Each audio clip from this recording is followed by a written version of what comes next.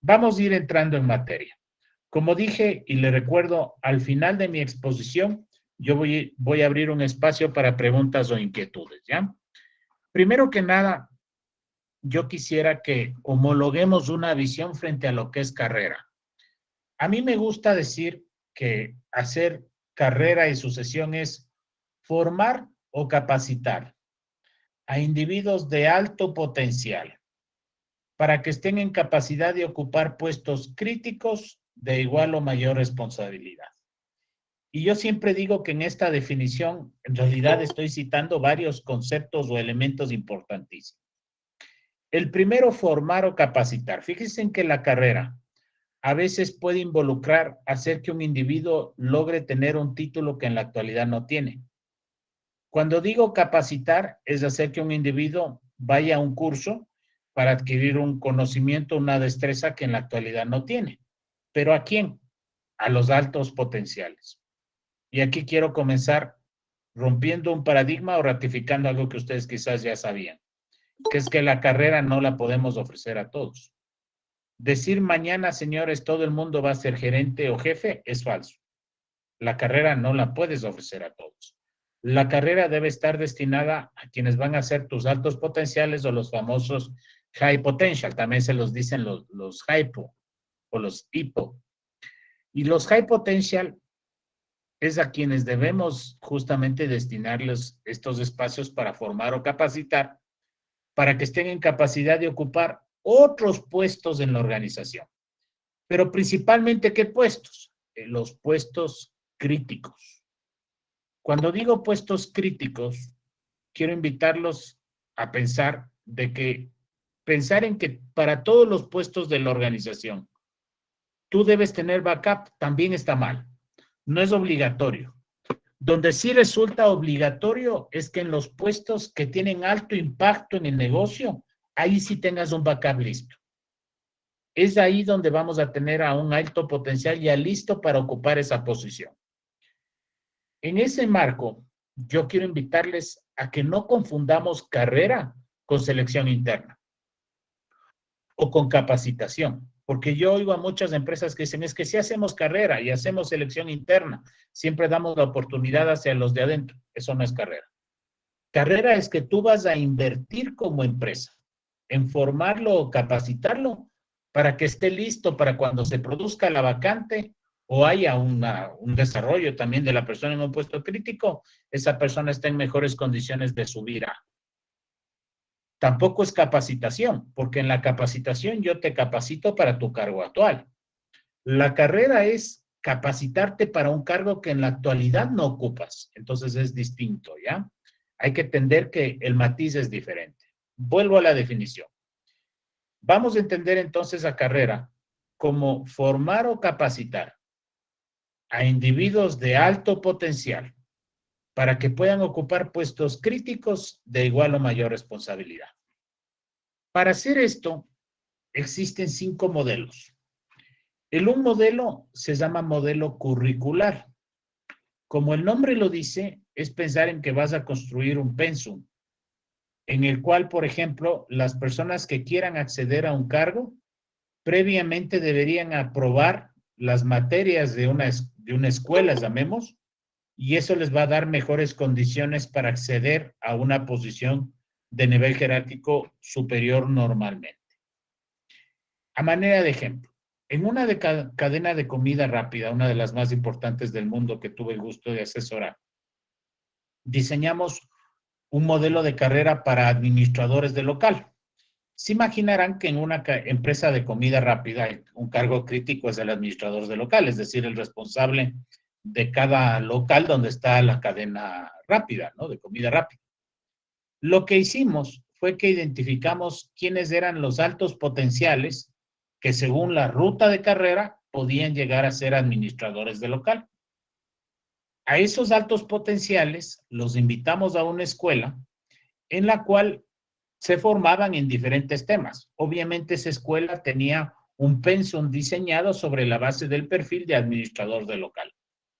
Los que aprobaban la escuela eran promovidos a administradores de local, o si quieren, los que mejores evaluaciones tenían dentro de la escuela. Eso se conoce como modelo curricular de carrera. Otro modelo se llama modelo promocional. Como el nombre les hace inferir, aquí hay que ir ocupando posiciones de mayor responsabilidad y jerarquía a lo largo del tiempo. La promoción depende de los niveles de rendimiento logrados. Aquí voy a darles un ejemplo pensando en mi empresa. Dentro de mi empresa, en el área de consultoría, tenemos la siguiente estructura posicional. Tenemos al asistente de consultoría, luego viene el consultor junior, el semi-senior y el senior. Para que alguien pase de junior a senior, lo primero que tiene que haber es un cumplimiento del perfil duro. Por si acaso, cuando les diga perfil duro, por favor, interpretémoslo como la formación, la capacitación y la experiencia que requiere el cargo. Adicionalmente, tiene que tener un tiempo en la empresa, determinado para cada caso. Y adicionalmente, tiene que tener una buena evaluación de potencial y una buena evaluación del desempeño. Si tiene todos esos aspectos, es promovido. Si te falta uno de esos aspectos, no te promuevo. Es decir, no basta el que cumplas los años en el puesto. Tienes que tener los otros elementos. Repito, el perfil duro, entiéndase la formación, capacitación y experiencia que requiere el cargo, el tiempo de experiencia previo para ocupar esa posición, y debes tener también una buena evaluación de potencial y una buena evaluación de desempeño. Si no tienes eso, no te promuevo. A manera de ejemplo, para pasar de ser asistente de consultoría a junior, nosotros decimos el junior no puede ser estudiante de último año, pero el asistente de consultoría puede ser estudiante de último año, pero el consultor junior ya tiene que tener un título profesional. Y adicionalmente ya tiene que tener al menos 2 años como asistente de consultoría. Y adicionalmente tiene que tener al menos 80% en la evaluación del desempeño y al menos 80% en la evaluación de potencial. Si no cumple eso, no le promovemos. Eso es un modelo promocional. Ojo, no solo promuevo porque cumplas 2 años. El otro modelo se llama transferencial. Este lo ocupan mucho las multinacionales y principalmente para cargos críticos de nivel superior. A manera de ejemplo, yo tengo un caso muy cercano que le pasó esto. Él entró al área financiera como tesorero. Identificaron que tenía alto potencial y lo proyectaron para algún día ser gerente general, imagínense en eso. Y dijeron, pero para que llegue a ser gerente general, lo vamos a rotar por todos los procesos. Entonces lo hicieron pasar por jefe o responsable de proceso de casi todas las áreas de la organización. Y eso lo hacían con el ánimo de que esta persona conozca mejor el negocio. Después de que conoció todo el negocio, y pasó obviamente 8 años conociendo todo el negocio, incluso lo mandaron a otros países, ahí lo promovieron a gerente general. Eso es un modelo transferencial. El cuarto modelo se llama personalizado. Como el nombre lo dice, aquí ya piensas en un individuo. Básicamente lo que haces aquí es decir, el señor es un high potential. Y este señor puede crecer acá y acá, al puesto X y al puesto Y. La pregunta es, ¿qué le falta en el puesto X y qué le falta en el puesto Y? En lo que le falta en el puesto X, lo voy a capacitar. En lo que le falta en el puesto Y, lo voy a capacitar o a formar. Eso es un modelo personalizado. Y el último y quinto modelo se conoce como mixto. Como el nombre lo hace pensar, es la combinación de varias de las técnicas. Por ejemplo, tú puedes tener en un área un modelo curricular, en otra área un modelo personalizado, en otra área o para algún grupo de cargos un modelo transferencial. Entonces, tú podrías combinar. Un modelo mixto es 2 o más de los procesos antes mencionados. Ahora, para hacer carrera, yo siempre digo hay 9 pasos. El primero, diseñar la estructura óptima. No puedes hacer carrera sin que la estructura orgánica y posicional de tu empresa esté depurada.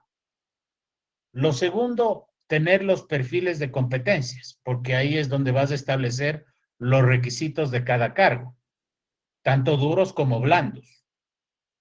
Tercera recomendación, conformen un comité de carrera. Miren, la buena práctica dice que hay 3 requisitos para ser exitosos en cualquier ámbito.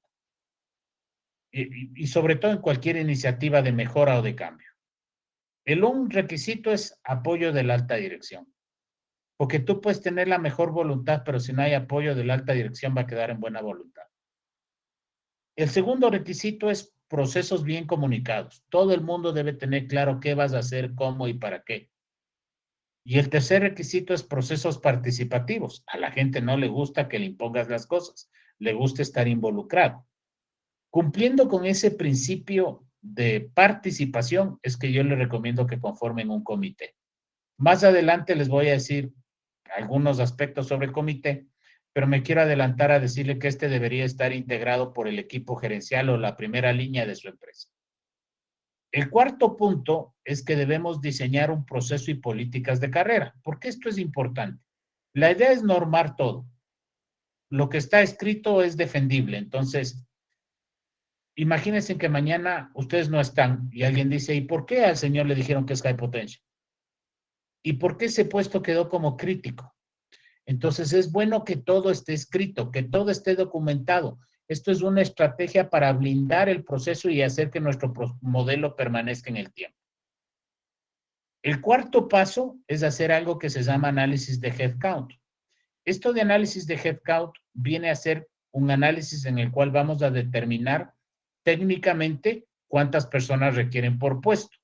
Más adelante les voy a mostrar el cómo hacer. Sin embargo, me adelanto a decirles que se hace mediante un análisis de tiempos y movimiento. El sexto paso es determinar los puestos claves.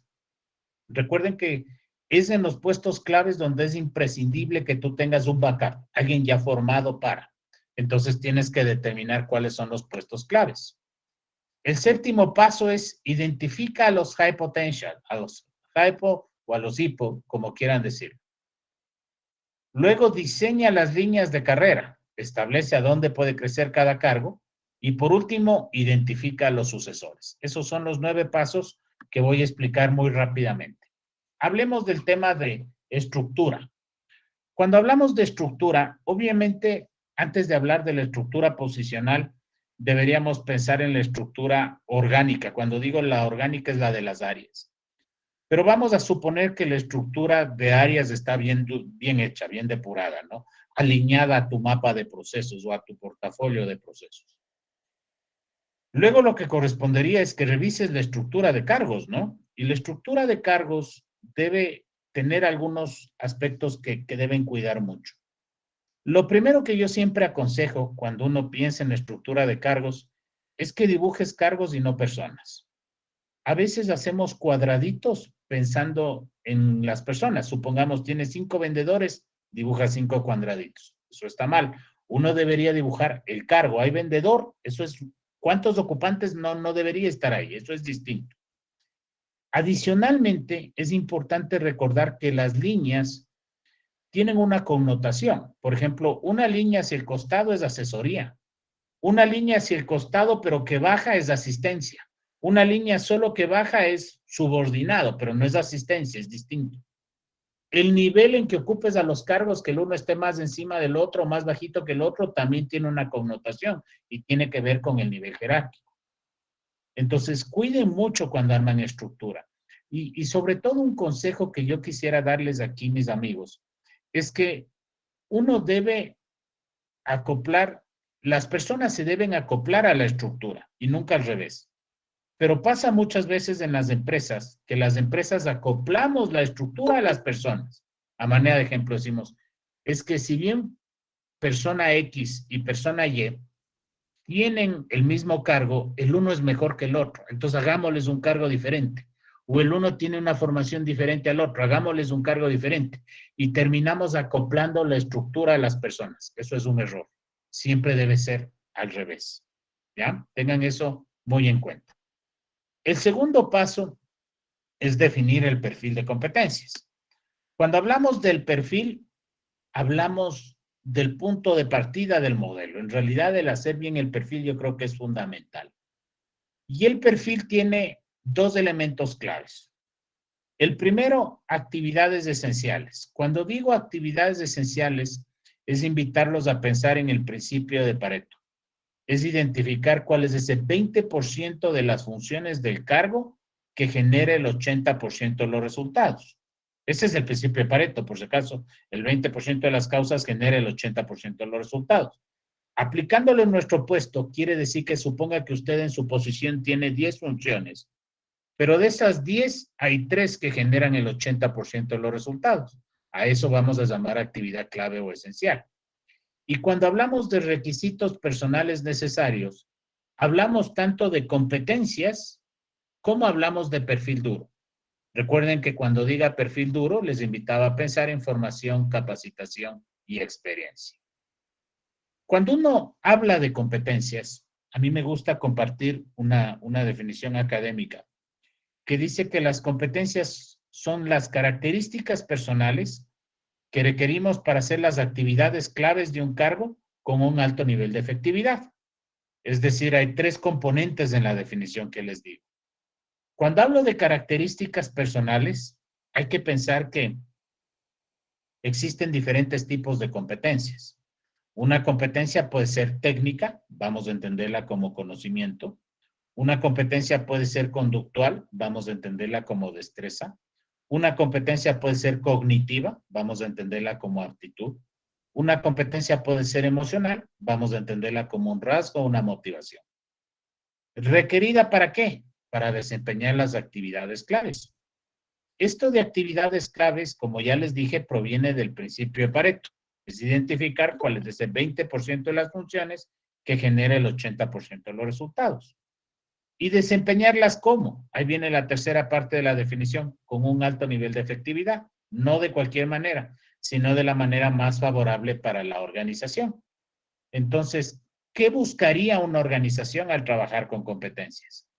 Asegurar que todos los que trabajan en nuestra empresa tengan las características personales, entiéndase, las competencias que se requieren para hacer las actividades claves.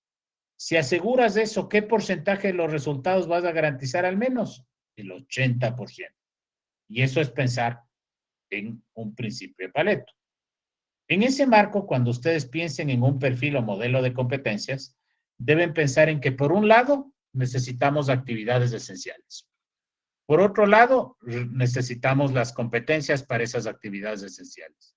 Y por otro lado, indicadores de gestión para medir el resultado de cada actividad esencial. Adicional a esto, por supuesto, en un perfil vas a tener los aspectos tradicionales como misión, formación, capacitación, experiencia requerida. Pero lo clave es trabajar bajo un enfoque de competencias. Y la idea de abordar todo bajo competencias es que también el perfil va a ser la piedra angular para que funcionen todos los procesos del área. La idea es que sobre el perfil haremos selección, evaluación, carrera, sucesión, etcétera. Todo va a funcionar sobre la base del perfil de competencias. A manera de ejemplo, cuando uno hace una evaluación del desempeño bajo una modalidad de competencias, para cada cargo de la institución, tú deberías tener un formulario de evaluación distinto. Supongan que en la empresa hay 100 cargos, 100 formularios de evaluación diferentes, porque cada cargo requiere competencias distintas. Cuando trabajas por competencias en una evaluación del desempeño, la evaluación se hace bajo un esquema de círculo 360. Ya no solo evalúa el jefe, sino que nos evalúa todo nuestro entorno. Pero lo interesante es que sobre el perfil, y al hacer la evaluación, yo te voy a decir, mira, este es el perfil ideal, este eres tú, con evaluación. Y al evaluarte en lo que te falte, es ahí donde te capacito. Entonces, lo interesante de trabajar con competencias es que los subsistemas se van integrando. En la administración tradicional iban por su lado, por una cosa selección, por otra evaluación, por otra capacitación, ahora no, todo va a estar integrado desde el perfil. Y entre los subsistemas o procesos de talento humano hay interdependencia y hay interrelación. Punto 2, perfil. Punto 3, conformar un comité de carrera. Les decía, el proceso de cambio bien hecho debe ser participativo. Esto háganlo con su alta gerencia. Dentro de las funciones del comité claves está definir el proceso y las políticas. Normar, hacer las reglas de juego. Por adelantarme a decirles algo, dentro de las políticas va a estar la definición de quién es un high potential, en base a qué lo vamos a determinar. Va a estar la definición en base a qué vamos a decir que un puesto es crítico. Todo eso debe hacerlo el comité, obviamente con la dirección nuestra como talento humano. Debe ayudarnos a gestionar los recursos. Esa creo que es una ventaja clave, porque a veces cuando solicitamos recursos como talento humano, es más difícil de conseguir que se los solicitamos como parte de todas las unidades administrativas o las gerencias de nuestra empresa. Entonces es más fácil porque nos van a ayudar a gestionar los recursos. Nos van a ayudar también a comunicar y sensibilizar, porque cada uno desde su área va a ayudarnos a aterrizar lo que pretendemos como un modelo de carrera. Y por supuesto, también nos van a ayudar a hacer un adecuado control de gestión.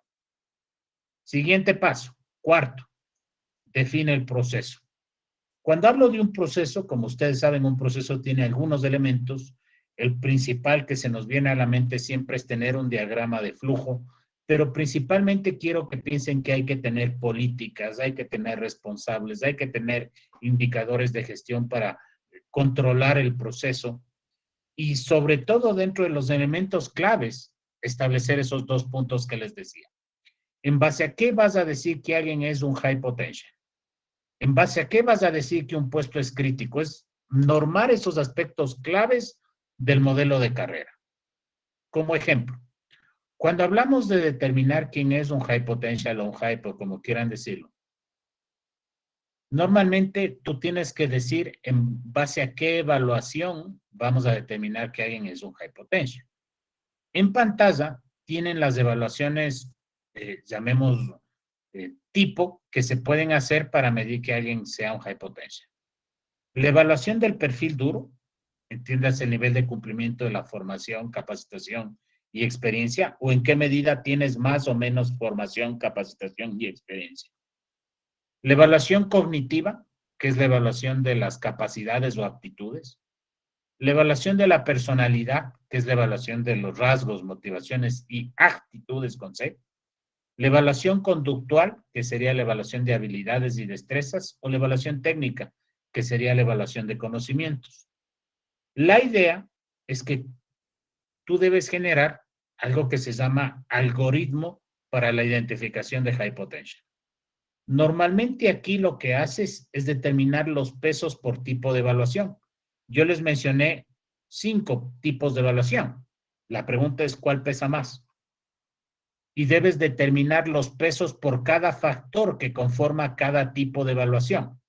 A manera de ejemplo, digamos que dentro de lo cognitivo, tú vas a medir aptitud verbal, numérica, capacidad analítica. ¿Cuál vale más? Eso sería determinar justamente pesos dentro del factor que conforma cada tipo de evaluación. Y finalmente ahí generas un algoritmo.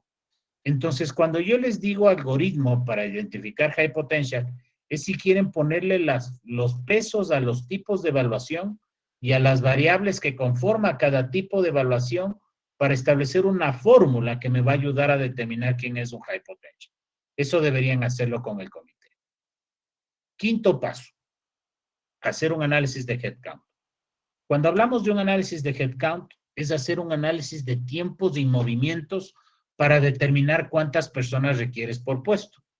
Normalmente, para hacer esto, yo suelo ocupar esta metodología que ven en pantalla, donde sobre la base de las funciones del cargo, analizo frecuencia, transaccionalidad y tiempo por operación. En otras palabras, pregunto, ¿cada cuánto se hace esa función? ¿Cuántas veces dentro de esa frecuencia y cuánto te demoras cada vez? Por ejemplo, digamos que la primera función la hace todos los días, 2 veces cada día y en cada vez se demora 60 minutos. Eso lo vas haciendo función por función. ¿Esto qué te va a permitir? Identificar técnicamente cuál es el número de personas que requieres por puesto. Como ven aquí al final me dice el número de ocupantes ideal, mínimo y máximo. En nuestra metodología tenemos unas fórmulas incluso para considerar el tiempo muerto. Entiéndase por tiempo muerto el tiempo en reuniones, en la pausa activa, en atender un requerimiento de un cliente interno o externo, y así también algunas variables de margen de error. Normalmente esto lo hacemos con el jefe de cada cargo, no con el ocupante, porque lo hacemos con el jefe y viene a ser como una especie de auditoría, porque yo me dice, por ejemplo, que hace 2 veces todos los días, yo le diría, muéstreme las 2 de ayer. Entonces se hace con levantamiento de información, ¿ya? Y ahí vas a poder identificar puestos o áreas donde te falta gente y donde te sobra gente, porque es importante asegurar el dimensionamiento cuando vas a pensar en un plan de carrera. Sexto paso, identificar puestos claves. En el inicio de la presentación les di una visión de qué es un puesto clave, pero hay una que me gusta mucho de Sigma, que dice que los puestos claves son aquellos que son de alto costo de reemplazo, es decir, que si se va el ocupante, no es que mañana te saca rapidito del mercado otro, y son aquellos que afectan la continuidad operacional, entendiendo por continuidad operacional el hecho que pueden parar la empresa. Para Tendencia Salarial, que es una revista española, dice que son aquellos que resultan de vital importancia para el negocio o área, para lo cual es imprescindible retener al ocupante y tener un cuadro de reemplazo. Desde mi visión personal, los puestos claves son aquellos que cumplen esos 4 requisitos que ven ahí. ¿Tienen incidencia en la estrategia? Es decir, pueden influir en que la estrategia se cumpla o no. ¿Tienen impacto en la satisfacción de los stakeholders? Como saben, stakeholder es un término que va mucho más allá del cliente. ¿La consecuencia de error tiene impacto? Es decir, el que hagan mal su trabajo puede afectarnos como empresa o puede parar la empresa. Son aquellos que requieren formación especializada para su desempeño y eso causa dificultad en conseguir reemplazo. Y vean la nota de advertencia. Nunca crean que todos los cargos jerárquicos son puestos claves. A veces asumimos, ¿no? Los puestos claves son los gerentes, los jefes, y no necesariamente. Puede haber un puesto que no sea gerencial o que no sea de jefatura y que resulta ser clave y que deberías tener cuadros de reemplazo. Para hacerlo, yo lo que normalmente hago cuando brindo un asesoramiento a una empresa es que defino unas variables. A manera de ejemplo, esta variable dice relevancia, la primera, la segunda impacto, la tercera consecuencia de error, la cuarta formación especializada. Hay unas escalas. Estas escalas me permiten con el comité calificar a los cargos, incluso yo pondero esas variables y mediante una calificación llego a determinar cuáles son los cargos críticos. Recuerden que la idea de tener claro cuál es un cargo crítico es porque en ellos es indispensable que tengas un cuadro de reemplazo. Séptimo paso, identifica tus high potential.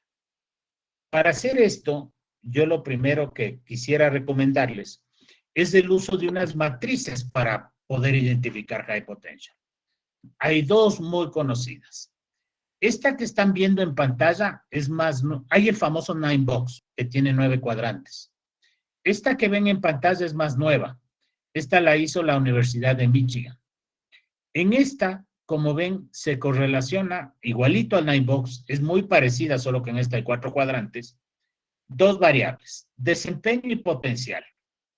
¿Qué se entiende por desempeño? La evaluación de objetivos. ¿Qué se entiende por potencial? La evaluación de competencias más la evaluación psicométrica. ¿Quién es un high potential? Es alguien que tiene una alta evaluación de competencias y una alta evaluación de desempeño. En el ejemplo, es el que está como estrella, es el que está como A. A ese es el que vamos a promover, vamos a retener. El extremo sería el D, que está ahí como témpano. Se llama témpano porque es como un hielo que pones en un vasito de agua, va a desaparecer con el tiempo. El que está en B se los llama columna, es un caso raro porque fíjense, tiene bajo potencial, es decir, no tiene ni competencias, ni la parte cognitiva, ni esa capacidad de aprendizaje, pero tiene buen desempeño. Eso puede deberse a que es una persona que lleva haciendo mucho tiempo la tarea y se ha vuelto bueno en. Si es que es bueno en, pero no tiene el potencial, el consejo es déjalo ahí, por eso se llama columna. Habrán oído ese ejemplo que dice, no necesariamente un buen vendedor va a ser un buen jefe de ventas. aplica perfectamente. Y el interrogante es alguien que tiene un bajo desempeño, pero un alto potencial. Ese también es un caso raro, pero ese posiblemente si lo trabajas bien puede pasar a ser un high potential. Ese es un caso donde casi seguro está desmotivado, está aburrido, tiene un problema con el jefe donde el área donde está, pero si lo trabajas bien puede mejorar, puede ser un high potential. Vean la nota de advertencia. Nunca promuevan a una persona a un puesto mayor solo porque cumple los objetivos o porque ya lleva mucho tiempo en la empresa. Este modelo le va a ayudar a pensar bien. Un comentario sobre esto. Cuando hagan el uso de esta matriz, yo les voy a invitar a que dentro de la parte de rendimiento no consideren solo el último periodo. Una recomendación, si ustedes ya van haciendo evaluaciones por varios tiempo, tomen los últimos 2 o 3 años de evaluación. Y la otra recomendación, dentro de la parte psicométrica, incorporen lo que es el potencial de aprendizaje, aparte de todos los otros elementos que quieran. Si es que hay patrón de rendimiento superior y alto potencial de aprendizaje, es bueno para invertir en planes de carrera. Octavo paso, penúltimo, define las líneas de carrera. Cuando hablamos de líneas de carrera, literalmente es dibujar a dónde puede crecer cada cargo. Yo suelo usar esos colores que ven en pantalla. Línea azul, ruta primaria. ¿Qué quiere decir? Es casi el mismo perfil duro, la naturaleza del cargo es suba hacia arriba y es lo natural, por así decirlo. Línea negra, ruta dentro del área, pero requiere know-how, es decir, requiere adquirir conocer el proceso. Línea verde, ruta dentro del área, pero que requiere perfil duro, es decir, yo puedo crecer hacia allá, pero necesito formarme o capacitarme. Ruta vino, ruta hacia otras áreas que requiere perfil duro, y ruta naranja, ruta hacia otras áreas que requieren know-how o conocimiento del proceso. Normalmente esto lo hago en talleres, donde con los líderes de cada área voy definiendo el a dónde puede crecer cada cargo. Y por último, identificar a los sucesores. El sucesor sería ese high potential que tiene mejor ajuste hacia el perfil establecido en su ruta de carrera. Eso sería el sucesor. Para hacer esto, yo normalmente hago lo siguiente.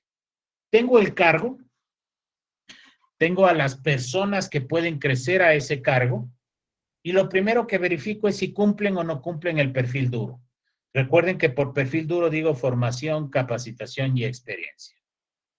Si es que cumple, como el primer caso, pues sale cumple sí, y si es que no cumple, me dice que le falta. Y adicionalmente, hago un análisis de todas las variables medidas con el algoritmo, y aquí tengo un ranking. Como pueden apreciar, ahí están ordenados desde el que más cumple hasta el que menos cumple, en un ranking, quién es la persona que está en mejor ajuste hacia el perfil requerido. Si quieres verlo en forma grupal, también lo puedes hacer. Fíjense, aquí está un área entera. Estoy viendo el puesto. Este es un área de comunicación donde supuestamente hay 3 cargos. El número que sale arriba es el número de personas que según el headcount requieres. Luego aparece la formación que requiere el cargo. Están todas las personas que pueden crecer a esos cargos. Están ordenadas en una columna desde el de más puntaje hasta el de menos puntaje. Y se fijarán que ahí va diciendo cumple o no cumple. ¿Cumple o no cumple qué? El perfil duro. Entonces, en el ejemplo, me dice que para el cargo experto en comunicación requiero 1. Yo diría, bien, ¿y quién es el que está en este momento con mejor puntaje y cumpliendo el perfil duro? Ok, es la persona 1. En el cargo 2, que se llama analista de comunicación 2, requiero 3. Entonces, busco quiénes son los 3 en puntaje y también en cumplimiento del perfil. Se darán cuenta que me salto a la persona 4 porque en este momento no cumple el perfil duro, por tanto no estaría en condiciones de ser el sucesor. Pero es así como tú graficarías un tema de identificación de sucesores. Y en lo que le falte, sea formación o sea capacitación, es obviamente donde ahí vamos a tener que intervenir. ¿Cuál es la importancia, amigos, de contar con un plan de carrera y sucesión? Primero, les va a permitir alinear las estrategias al personal, al prepararlos para puestos que están considerados dentro de su plan de carrera. Va a desarrollar y promover por medio de ascensos empoderamiento para asumir nuevas responsabilidades. Va a disminuir la tasa de rotación porque a veces perdemos personas de alto potencial justamente porque no sienten esta oportunidad de crecimiento. Va a retener talento humano de valor y reforzar una imagen positiva de la organización, el famoso Employee Experience, que es tan importante, y va a incrementar el compromiso y la productividad.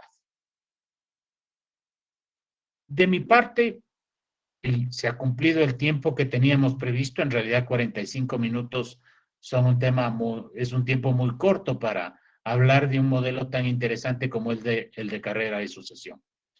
Aspiro que con esta charla pueda haber motivado en ustedes el interés de conocer más del modelo y pues quedamos a sus órdenes para, si quieren conocer más, nos pueden acompañar en nuestros procesos de formación y capacitación que damos vinculados a este y a otras temáticas.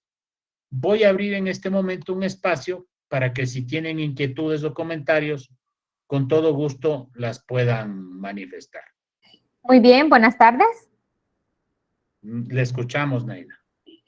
Fíjese que yo tengo una pregunta con respecto a identificar los perfiles, ¿verdad? De que pueden optar por decirlo así, optar una promoción, ¿verdad? O estar en ese proceso de sucesión.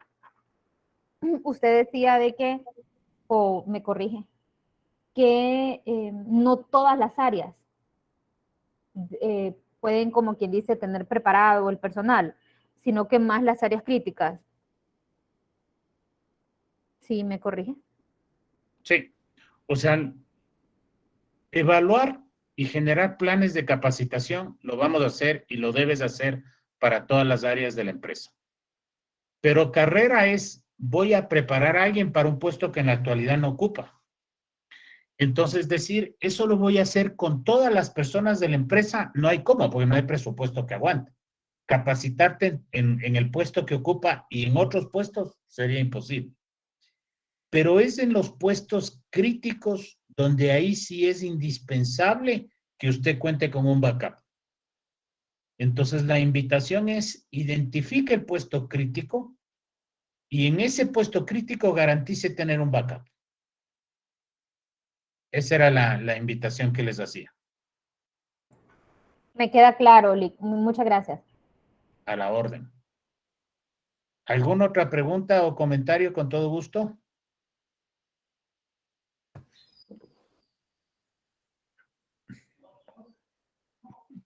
Buenas tardes. Yo pensaba en un plan de sucesión, estaba pensando en la gente que ya tiene 30, 40 años. ¿Es adaptable a eso? Aunque hay veces las personas que están en el puesto más grande tienen miedo que los saquen, pero debe haber un plan de sucesión. Es interesante la pregunta. Primero, yo diría, en el modelo tradicional de sucesión, la sucesión se hacía por el tiempo, ¿no? Ya lleva 20 años, hay que promoverla. Y no necesariamente eso es adecuado, porque deberíamos promover en base a los criterios que estamos mencionando, ¿no? Que tenga la competencia, que tenga el potencial. Porque a veces incluso puede ser un daño hacia la promoción.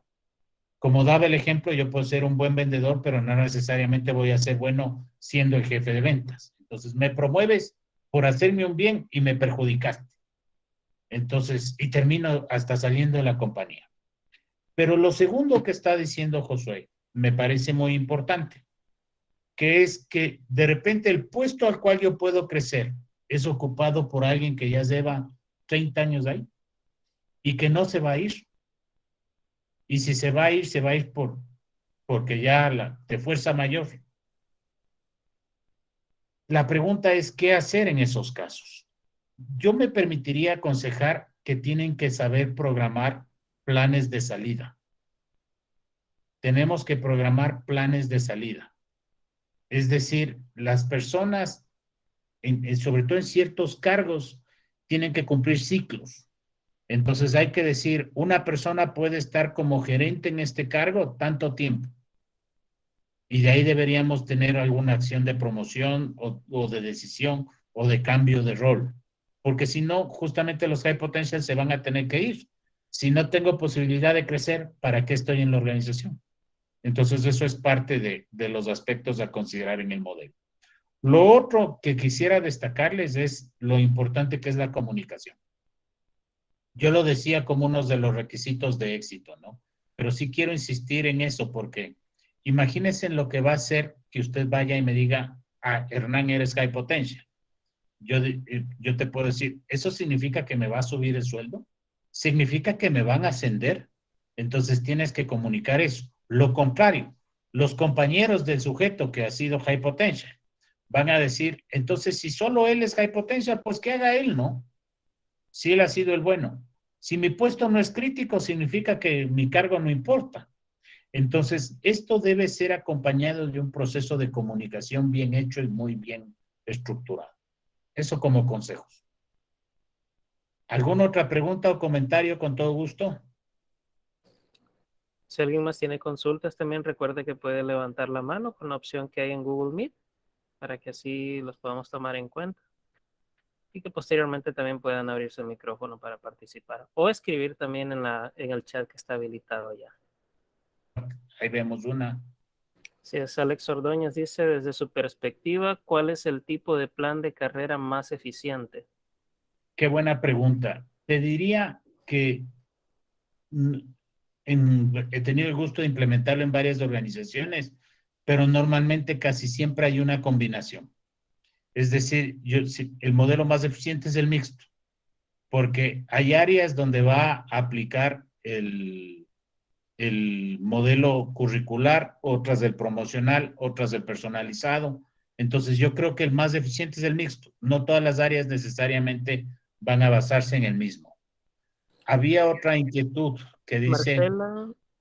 Marcela Rivera dice, ¿qué variables se deben considerar al identificar al sucesor? Muy bien. Miren, normalmente yo cuando hago ese algoritmo, he llegado a determinar que no necesariamente son las mismas variables en todas las organizaciones, sino que depende de la organización. Pero dentro de lo cognitivo, sí me atrevo a decir que recomendaría que midan lo siguiente. Lo había dicho en la presentación, pero lo ratifico. Potencial de aprendizaje. Y me parece muy importante que midan la capacidad analítica, entendida como la capacidad de analizar información y detectar tendencias, patrones, causas, efectos.